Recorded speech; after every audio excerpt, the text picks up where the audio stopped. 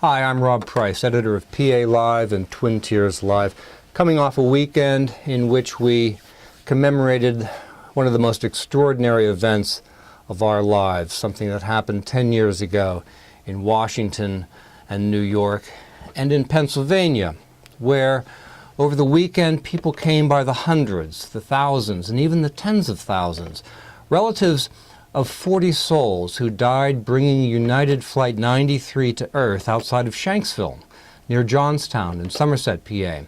And if over this weekend you grew weary or just plain depressed by the non-stop media coverage of the 10th anniversary of that terrible day, the visual images perhaps had the power of restoring your soul.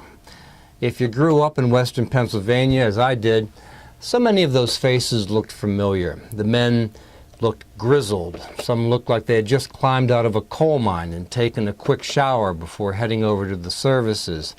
The women looked like they had been cooking over the last four days for a family reunion or, of course, a funeral.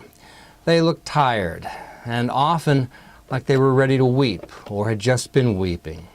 And even the politicians themselves who arrived by helicopter seemed sober, as if for once they were feeling touched, not by people whose votes they were courting, but people who were their neighbors and who had suffered an incalculable loss.